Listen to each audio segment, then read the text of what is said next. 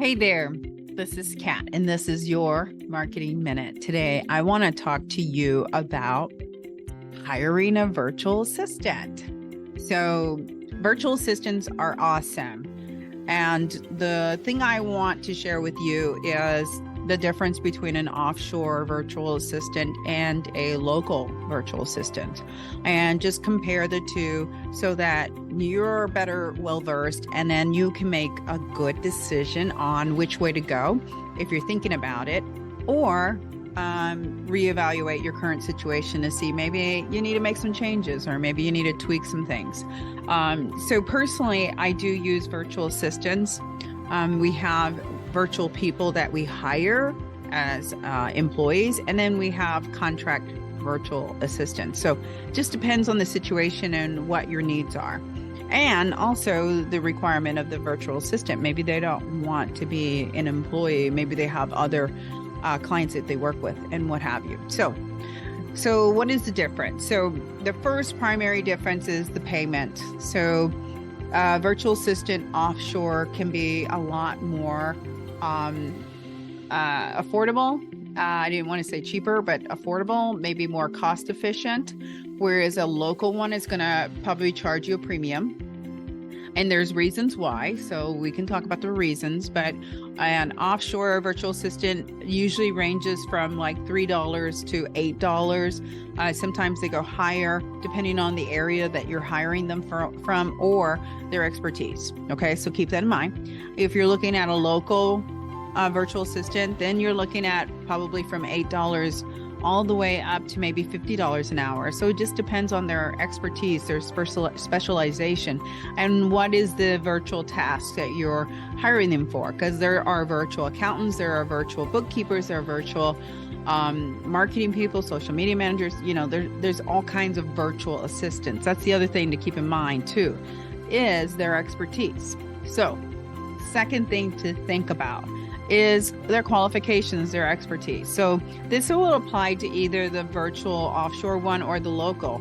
Make sure you check their expertise, because what I find out when I talk to clients is they'll hire a virtual assistant assuming that they know how to do everything. And then they hire the person and they get the person all these tasks without showing them or telling them what to do. And it fails because the virtual assistant is not going to know what to do. They know the basic skill sets, but you still need to walk and train your virtual assistant.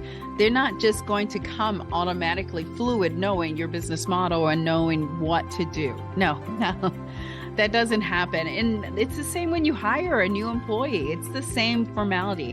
When you hire a new employee, you don't bring them in and just give them a list of things to do and just say, hey, go at it. No, you're going to train them, you're going to onboard them, and you're going to make sure that they do it the way you want to do it.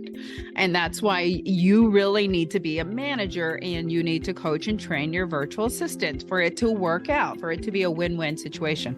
If you have the mindset that they already know all this stuff and you're going to assign them tasks and they're just going to go in guns a-blazing, you're setting yourself up for failure. That is not happening. That's not the way it happens. You know, even if you have a virtual assistant that does cold calling or lead generation, it's the same thing. You're setting yourself up for failure if you do not coach and train them. If you personally can't get the leads or do the job or do the assignment, you're not going to get them to do it, because if you can't do it, how are they going to do it? So keep that in mind, please, because that's a bigger reason why a lot of these virtual assistants fail, is they're not really being coached and trained and guided, you know. And again, they have the basic skill sets to do what you want to do. They just need to be coached and trained. After you coach and train them, if it doesn't work out, then they weren't a good fit. That's just, you know, the reality of it. And then the third thing to think about when you hire a virtual assistant is the English barrier. Okay, so some virtual assistants learn English as their first or as their primary language. They still have a second language is their mother tongue, but they have learned through education English is their primary. So there are other countries where they learn English, believe it or not, and you can still get an affordable virtual assistant who is college educated. So keep that in mind, because, you know, don't make it that English is going to be a barrier. And there's so many tools that can help them in regards to working with you. Okay. So is the English or the grammar always going to be perfect? No. But then even when you have a regular virtual assistant, their tone and their messaging could be way off from yours too. So it just depends on who you are and how much control you have. And then if they're using these tools to help correct the English, at the end of the day, there are so many tools that help refine, the message or whatever it is, that assignment that you have them doing. If of course you're in a field where English has to be just impeccable, then you're going to probably get this local virtual assistant that is in the United States, of course, and you'll pay a little bit of a premium because English is their first language. They're college educated. Maybe they have literature. They, was their education or what have you. Okay. So think about that. So really 3 things that I've walked you through in regards to virtual assistants and what you should think about, because again, they are a huge opportunity to help offset things and to delegate things so that you can focus on the big company as a whole and grow your business. So that's the whole premise and purpose behind having a virtual assistant, is to offset your workload so that you can do more and grow your business. And they can do the task-oriented things or the things that are more administrative, like, that you don't need to be doing. Absolutely not. And so how do you determine if you can afford a virtual assistant or not?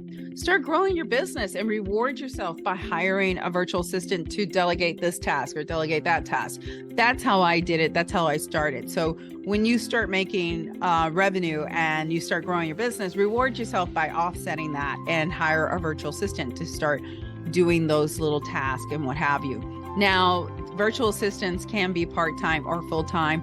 I mean, that's your call. That's you negotiating with your virtual assistant. I just know that when you get a good virtual assistant, you want to take up as much of their time as you can so that they're not working with another client, and you really, really get your money's worth. Because if they're really, really good, don't let them go. It's really hard to find a very, very good virtual assistants. And I know that the ones that I find and the ones that I have that work for me, and especially if I love and adore them, I give them as much work as I can to keep them fully employed so they don't have someone, they're not finding another project to work with and then compromise my time with them. So, hey, I'm Kat Ramirez, CEO and founder of adBidtise and Hashtag SocialBuzz. Follow me and learn more ways on how you can stand out and grow.